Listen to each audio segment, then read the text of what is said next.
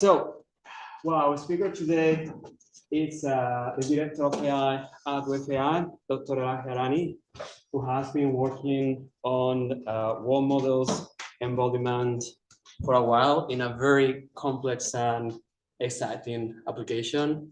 So we're very excited to hear about that today. Just a couple of quick announcements before that. This is a monthly seminar. So for those of you who are new to this, we will have another seminar next month, 17th of December, with Tim Pierce from Microsoft AI, talking about games, AI, and offline RL. And also we have a reading group that the PhD students of Imperial are also running. If you want to join and learn more in depth, please reach out.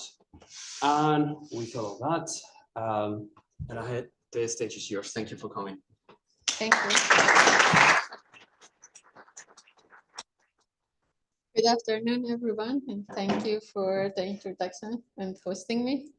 Today, I'm going to talk about the world models and in general, generative foundation models for autonomous driving, for embodied intelligence, and how they are helping us to not just making the system safer, but scaling and making them more adaptable. Just let's start with this question. Do you know how much time you are spending yearly as a driver? Let's say, let's go just to US. Like what comes to you on average yearly you're spending in traffic? Just in traffic, not the normal commuter. 3 days. Very close. It's 2 days per year we are wasting on traffic.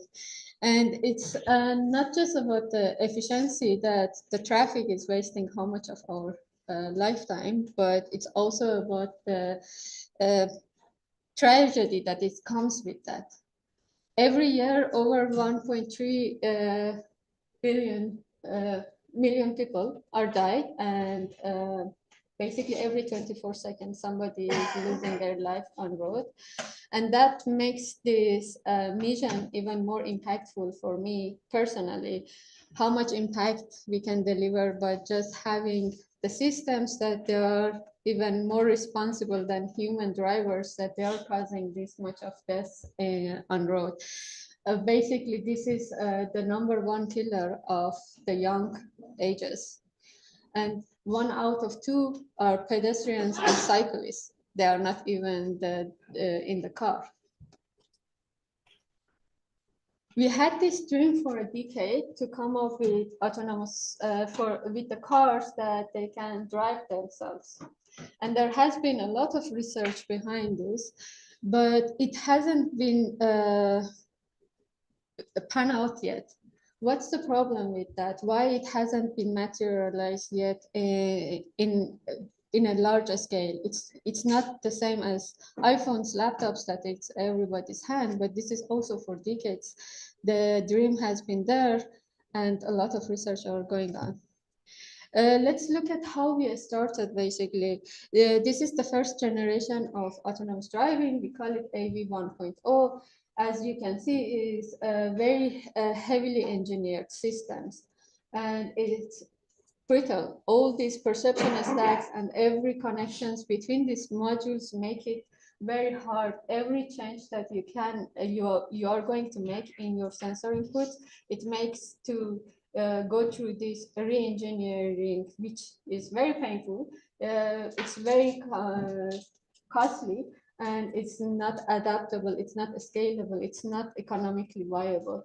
And that basically made the whole progress very, very slow. But at the same time, AI made such a good progress in many other aspects, and the journey has been continuous. In many tasks, we are already suppressing the human level, or we are at the human level, such as coding and language and some reasoning tasks, math, for example. But most of these tasks are at the computer level. there are no interaction with the real world. There is no complexity of the real world involved here. And they are limited to the text, codes, and images, very abstract, very abstract, and also very limited to the downstream task. The next frontier, therefore, after all these cognitive tasks, could be the embodied AI, and bringing this into the life with the agents. They can interact with us in the daily basis, and they can perceive. They're not just able to perceive the world, but they are also able to act within this world and interact with the rest of the AI agent, as well as the rest of the humans and the other users in the real life. And driving is one of the fantastic test beds for that, because it's social, it has a lot of knowledge is needed, it needs different level of reasoning, from fast and reactive to a slow reasoning, and the complexity is huge there, and there are infinite number of scenarios that every day you need to deal to be able to drive safely in different environments. Let's look at this video. You can see a lot of negotiation is happening already. It's one of the streets, it's normal daily life in London. One is merging to the main, is pulling out, and the other ones are pedestrian, are walking around, some are waiting. This is basically showing that how much complexity around a driving task exists, and this is dynamic, this is social, this needs a lot of negotiation, as I mentioned. And this is basically what makes the autonomous driving not a robotic and engineering task. It's basically an AI problem. And we need to, if we want to deliver this in a larger scale, and with different platforms, different environments, very quickly, we need to make them intelligent, these systems.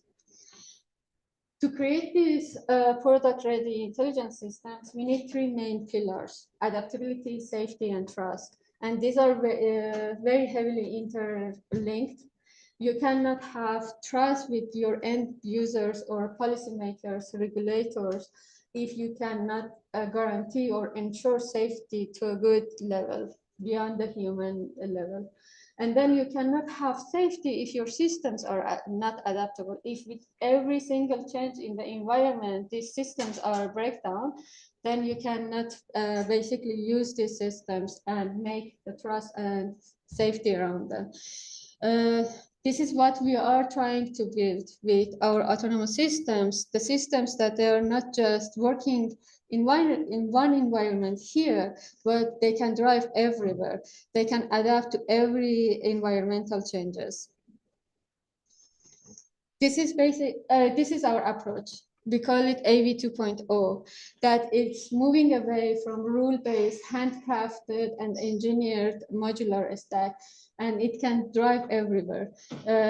You can see different road types, from very narrow and hectic city types in Europe going to US that is wide highways, and then rural area, suburban areas. It can adapt to many different places without handcrafting any rules. And now the system learns these rules implicitly, what we were trying to encode and engineer with those modules.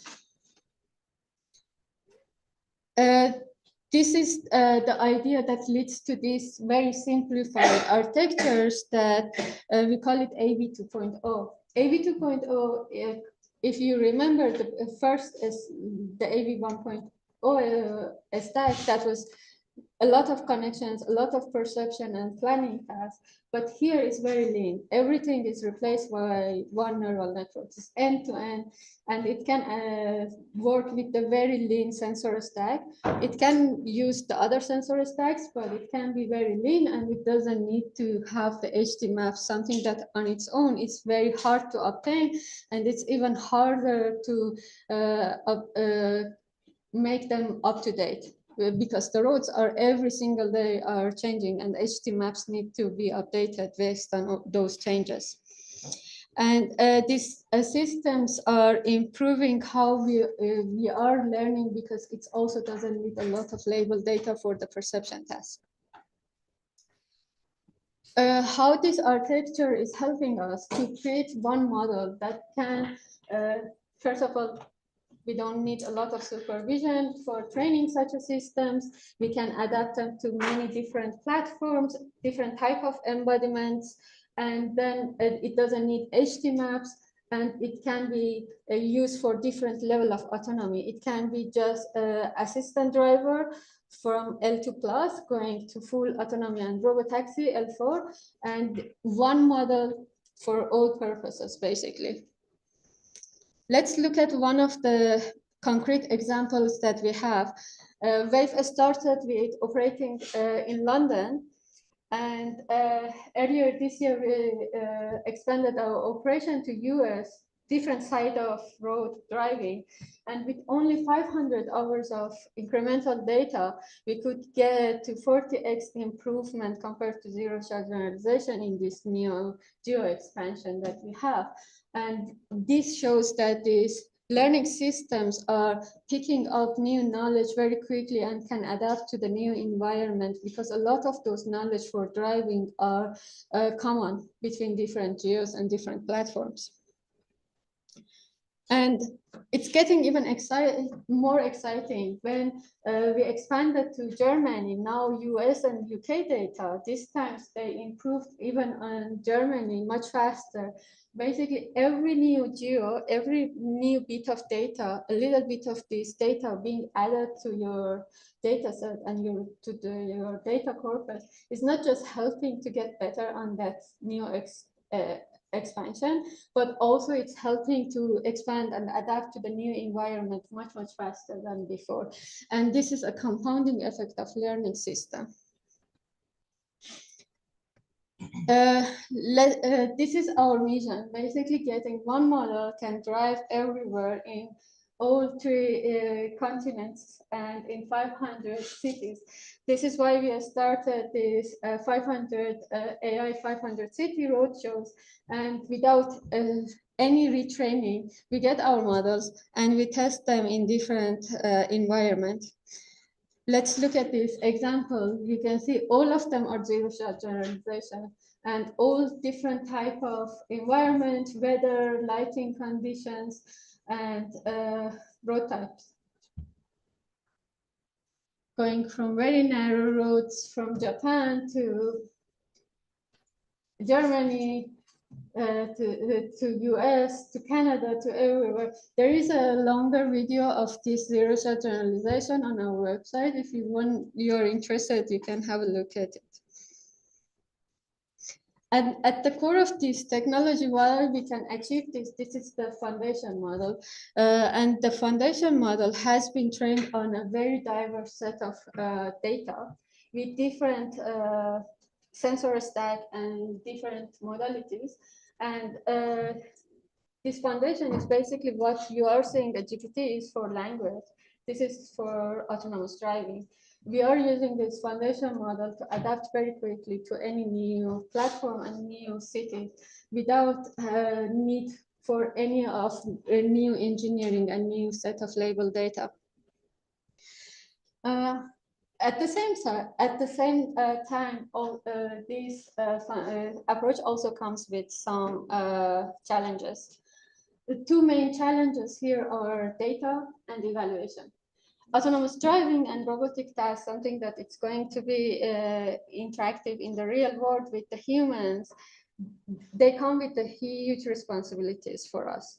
We need to create them very safe, and we need to make them the data, the diversity of this data, and it's not like language that we can go to the web and use all the data, the already existing language data. We need to make sure that the behavior are learned by these models are very safe, and they are going to reduce the damage on road, the life losses, and the fatal injuries that is happening.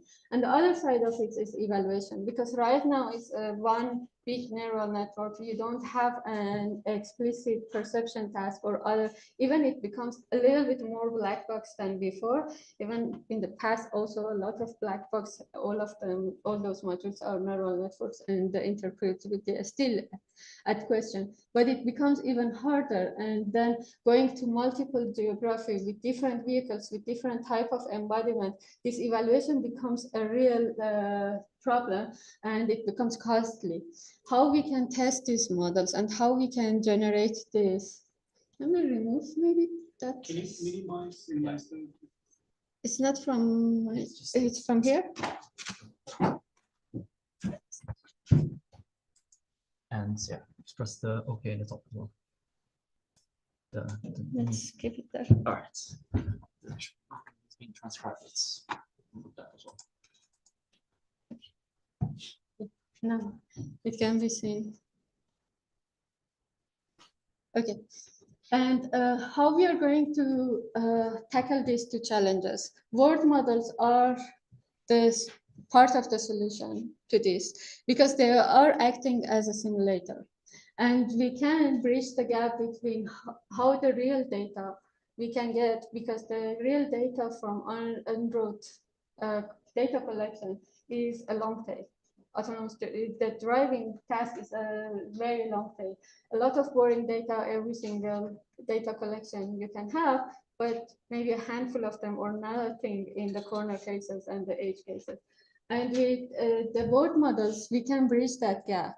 We can generate and augment our data set with a lot more diverse data on the edge and corner cases, because word models are data-driven and they're scalable. And then there are reactive dynamic with the scenes, with all the agents that they are interacting with, the agent that you are training, and they can simulate the full environment. And also you can have the full controllability over the data generation. We started the journey with Gaia 1. That was a next token prediction, a video generative model for autonomous driving. That was good. That was the first step, and it showed promises, but we need way more controllability over the scenarios that we were generating. And we wanted to make it even more useful for our use cases. And that's how we moved to Gaia 2. The first row is Gaia 1. The other two you can see is the 360 surrounding environment of the car. The motions are way more smoother. The consistency between the motions from one camera to the other when you are passing a scene, the consistency in the temporal and the spatial space is kept. And also you have way more control over the scenario generation now. And it has seen multiple platforms. It has seen diverse data from different embodiment, and it has way more knowledge than Gaia 1. Gaia 1 has two main components. One of them is the video tokenizer, because in the pixel space, it's very expensive, it's very slow to train the models, and also the tokenizer is helping you to reduce the impact of the high frequency noises that the word models need to train. And it's basically compressed this information is something that is more useful and meaningful semantically for the word models to learn from. And the second part is latent word models, that using this latent space and conditioning on the camera position and camera geometries for being able to control the ego vehicle motions. It's being also conditions on cuboids, because then you can control the other road users' behavior. And then also it can be controlled via latent space, something that I will show the more example of it. If you have a very nice latent space that can summarize a very specific driving scenario for you, it can generate many more from that. And then it can be unrolled in two different ways. It can get some context, and from the context generate the next, unrolling the future of that, or it can start from scratch and completely imagine something new, and you can control through all these conditioning that I mentioned. This is a glimpse of Gaia 2. It's, as I mentioned, now it can generate data across 3 different continents and for different environment and embodiment. And the emphasis that we have here is mostly on safety critical elements of the roads and road users.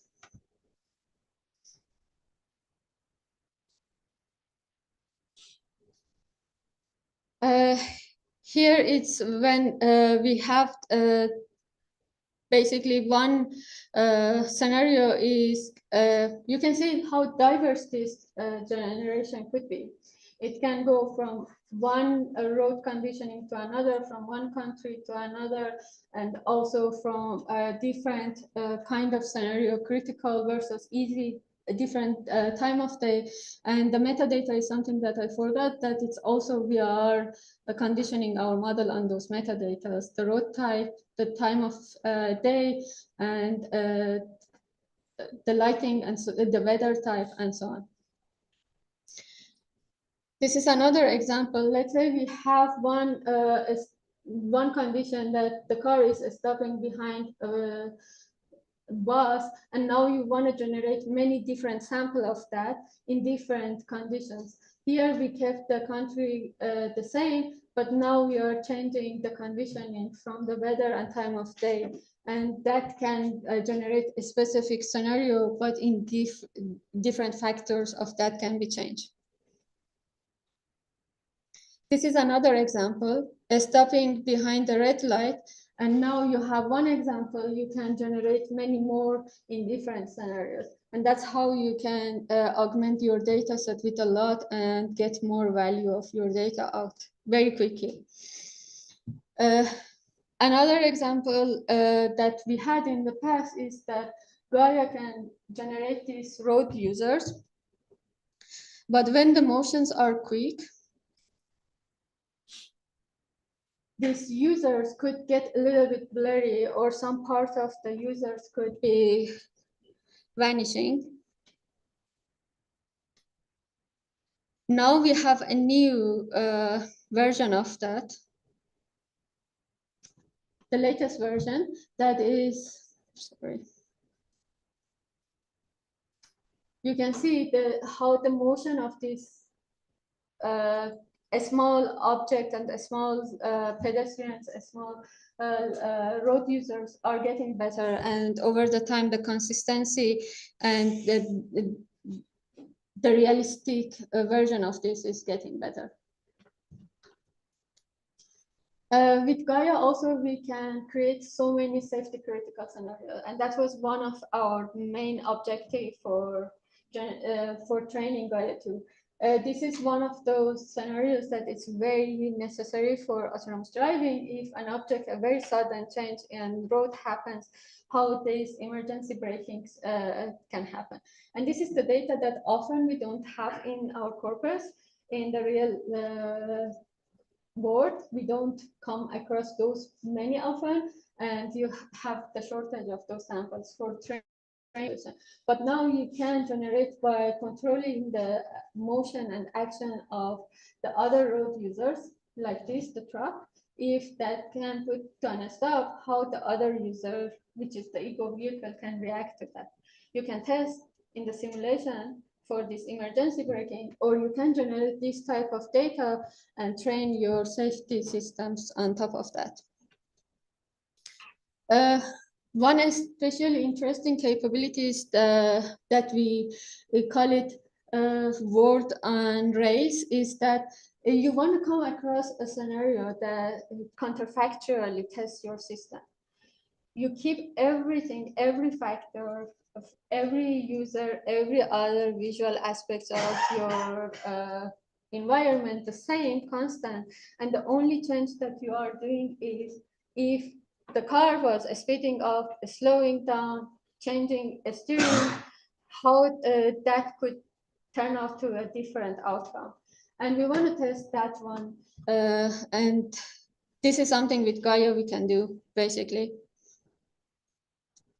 In this example, you can see everything in the world is kept as the normal recorded data on our corpus. But now we are changing. We are having this extreme one that you shouldn't have on your real data, this sinusoidal kind of motion from the ego vehicle.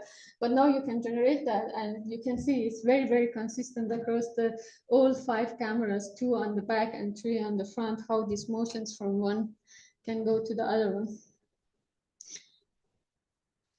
The other very safety critical scenario is these aggressive cuttings that are happening once in a while with some aggressive users or in some scenarios. But now here we can control that you can see the prompt how from the cyclist and from another car, we are cutting from 2 sides of the ego vehicle. And those scenarios are very hard to capture in the real world and have enough data from those. But now with the world models, we have the capability to generate this at a scale. Another safety critical scenario is the pre-collision, which is for driving. It's very, very useful before the accident is happening. And now you can, with the ego vehicle, also with the ego vehicle motion and action, you can generate those data and use that for training or evaluation. The counterfactual is something that is very useful. Let's say you want to go to a very extreme side. If here the view is very blurry because it's raining, but what if the bus stops very suddenly within this rain? Is your model safe enough to be deployed in such systems? And this you cannot really test in real world. It's without putting anybody at risk or even the hardware at risk. You can evaluate and verify your systems. This is another example of those counterfactual. You can change the speed. This is the original. And now we are going to this is basically a pre-collision because there is not enough space with that high speed to pass the stopped bus here. Another example of that could be if you want to, this is a normal driving, but now if you're steering a bit too much, what is happening? These are something that you haven't seen in the real data, but now you have the controllability with the world model to generate even. The other one that I mentioned is that we have controllability over the latent space. We are using in-house driving model and getting the latent space of those driving models. We can cluster them and we can see that semantically very meaningful. It's very different type of scenarios they are merging together, dealing with buses in traffic, stopping from red lights, traffic is moving, like all these clusters are happening. And now if you have safety critical scenarios, one of them you can generate with this embedding thousands of them in different countries and in different platforms very quickly. And this is another example that now we don't want us to control the ego action, but also see how the ego actions from the autonomous vehicle can push the other road users to an extreme action. And this is an example of that.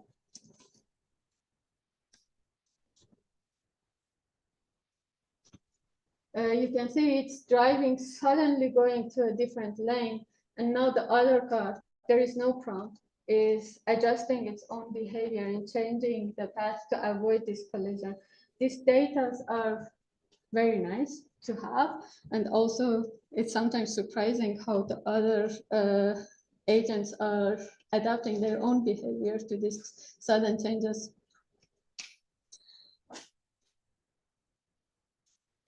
We can go to out of distribution. I gave this example very often because for me it makes a lot of sense. In many places, like in US or even in Portugal, sometimes in the summer we have these fires going around and get out of hands. Maybe you cannot drive in the main road. You need autonomously getting to off-road and getting the pedestrians and the users to a very safe place. These are the data normally you don't have it, but now you can go to very extreme cases and drive even with, in the bushes and in the forest, something that you normally don't have and you cannot imagine, but these models are very good. This is another extreme generalization that now you go to a beach, but I want to look at the other car that from the back cameras, you could see that now it's in front, and now when you are passing, it continues its own way, and the other road users, they don't change their action for you.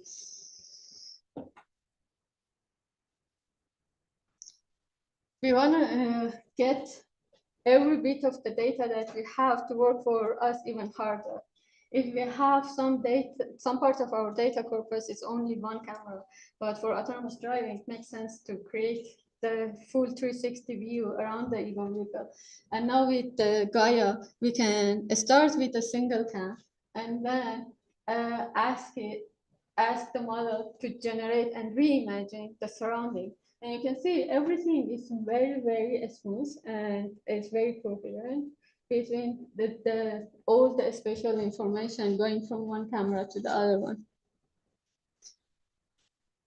We can even expand that and start from other type of data. If your camera for any reason failed and couldn't collect any RGB data and video data for you, and you only have access to the LiDAR, for example, you have these depth maps, and you can use the depth maps and then ask the model to reimagine the situation for you and generate that data. The other one that is very interesting for us is cross-embodiment. And if we have one camera rig that is on one type of platforms and car, and now you want to generate that and transfer that scenario without any changes and reimagination or hallucination of these world models to just a new rig, let's say for the safety critical, that makes the absolute sense without any changes and keep that data intact. That's how we can do it. Sorry, I'm trying to replay. Yeah, this is on the left, you see the source, and on the right, you can see the target camera. And you can see the visually how different it is based on the camera type, the position, and the intrinsic of those cameras, the visualization, how they are changing. At this point, we talked about the perception, the evaluation of the systems. But as I mentioned, we need these systems to become even more intelligent and understand their failures even better. This is the place that language comes and meets autonomous driving or any type of embodiment, because language models are already having a lot of knowledge about our social life, about the rules of the roads, about the social contracts between different users, the behavior of different type of users, from humans to animals and everything. And this knowledge can be leveraged, and you can make data efficiency for your training. And another aspect is the explainability of these models. They are end-to-end, and for building trust and also assurance of the safety, you want to be able to understand how these systems are making their decisions. And Lingo 1 was our first try, that it was an open loop vision language action model. You could provide a piece of a very short video and then ask the model to explain the scene and justify the action that the model gets. It's like a backseat driver. You can see it that you are driving and another person is explaining what you are doing and why you are doing and what is happening around you. That was a very nice trial to start with, but similar to Gaia, we wanted even more. And this is for root causing is very useful if you have the referential with pointing when the model says something, why I'm stopping, or why I'm not driving forward because of the distance and where the other users are there, also pointing to those places. Because language are very famous for making hallucination, but with this, you can basically alignment between two different modalities from vision and language at the same time, and you can testify and root cause the failures of your model. We went even further, and now with Lingo 2, we expanded the idea to become these VLAMs becomes the driver themselves. They are not just acting as a backseat driver to be there and justify the actions. They are the ones, they are responsible for taking the actions and then justify their actions. And we had the first driving model on the public road, language-based driving models. These models can be prompted, instructed to take a different action, but on road, we just tested them as taking the action and justify their actions. And they can explain why they are speeding up or slowing down or what they are doing. And this is the more interactive and collaborative experience for the users when they are going to use them. And it builds up the trust because this is the system you understand very well.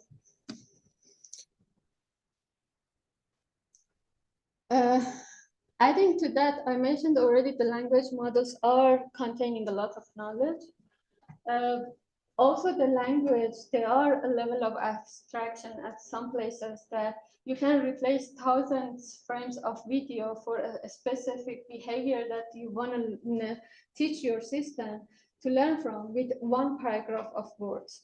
And that comes when the rules and everything and adaptability becomes much faster. And you can leverage this multimodal learning to become even more data efficient in addition. The other direction that we are actively working on it is that the human systems, they have two memory systems.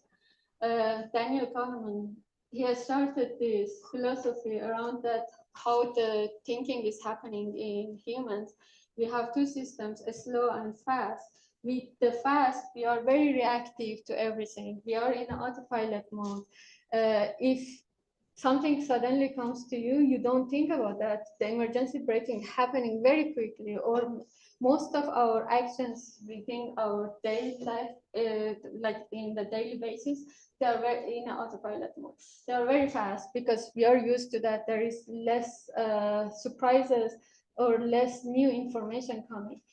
But at the same time, we have another system, which is slow, and it's more reflexive than reactive. It's basically think, reason, and then take action.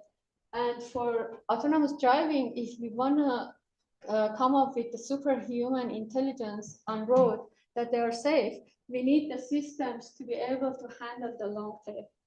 And some of those long tail needs a lot of reasoning around them. If an object is appearing on the road and the road is very dark, you need to understand, is it this object you can hit and kill that? Is it something that is alive? Or you can use, and it's a plastic bag. It could be completely harmless to even the car. You know, this reasoning are changing the action. And that can be slow, but you need those.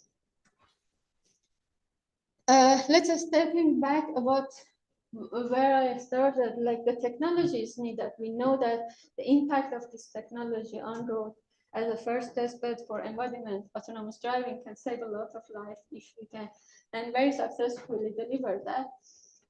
But the technology itself is not enough.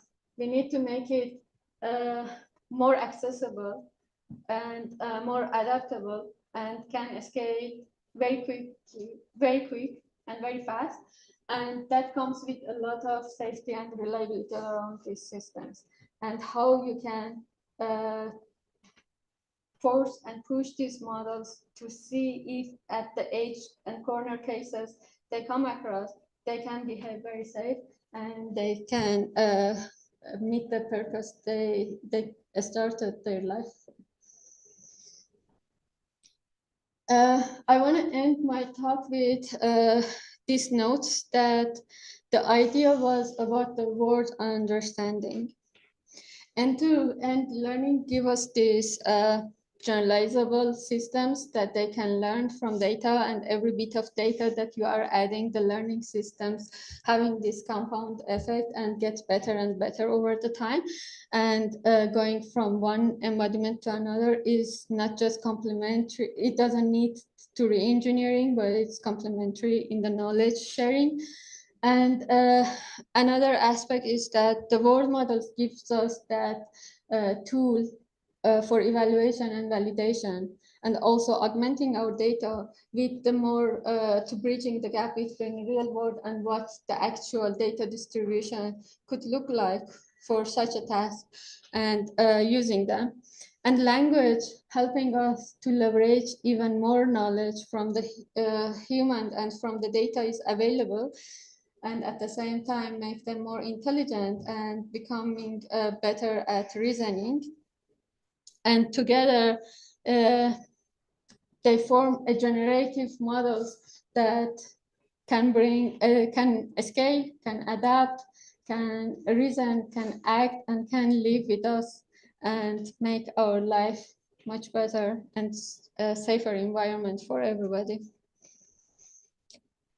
That was the end of my talk, but I want to show some of those corner cases, what they're happening on a daily basis, and how the models, if you go with the rule-based systems, you never can come up with a lot of rules, can imagine this future changes. Yeah, you have the tourists everywhere and they're interested in taking photos. You can come with this situation.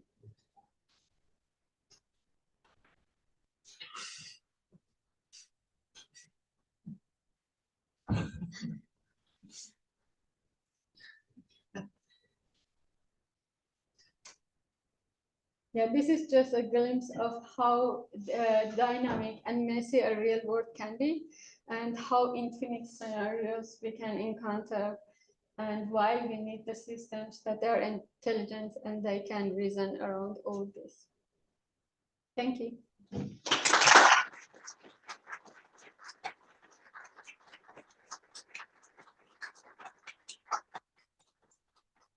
We have